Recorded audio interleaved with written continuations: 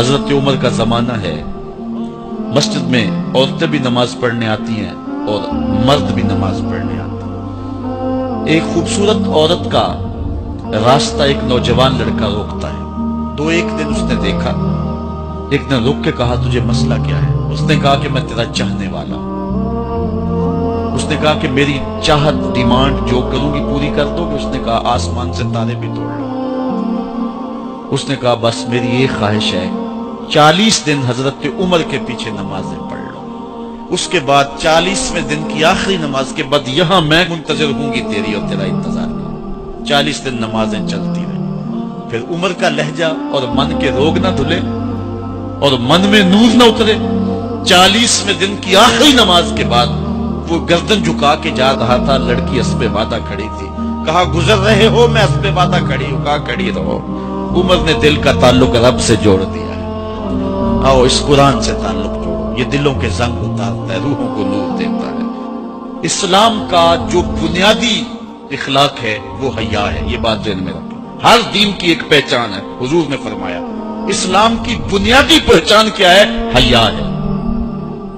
جب ہم نے اسلام کے دامن کو چھوڑ دیا ہے، یہ رسم حنا کے نام سے بدتمیزی یہ کس معاشرے سے ہم نے لی ہے؟ اور کیا بہوؤں بیٹیوں کا تماشا لگایا ہے، اور نیم برہنہ بیٹیاں لوگوں کی شہوانی نگاہوں کے سامنے ہیں، اور باپ بھی کھڑا ہے اور بیٹا بھی کھڑا ہے، نہ باپ کی آنکھوں میں حیا ہے، نہ بیٹے کی نظروں میں حیا ہے، نہ بھائیوں میں غیرت ہے، اور کہتے ہو اللہ کی رحمتیں ہمارے اوپر نازل ہوں۔ یہ تو شکر کرو پتھر نہیں برستے محمد عربی کے قدموں کا صدقہ۔ اگر ان کی رحمت نہ ہو درمیان میں ابھی آگ لگ جائے دونوں جہاں میں۔ یہ تو ان کی رحمت ہے کہ پتھر نہیں برستے۔ پچھلی قوموں نے ایک ایک جرم کیا، کسی کے اوپر پتھر برسے، کسی کے اوپر خون برسا، کسی کے اوپر ایسا زلزلہ آیا کہ نیچے والی جگہ اوپر اور اوپر والی بستیاں نیچے، لیکن اس امت پر ایسا نہیں ہوگا۔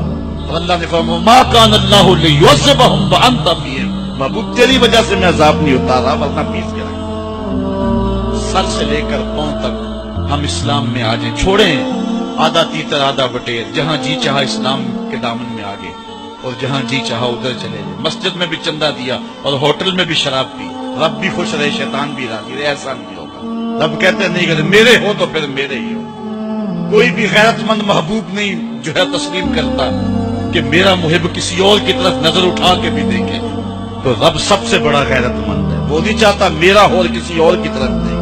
تم کون ہے؟ مغربی تہذیب لگتی کیا ہے تمہاری؟ اپنی ملت کا قیاس اقوام مغرب سے نہ کر، خاص ہے ترکیب پہ تجھے قوم رسول آئے۔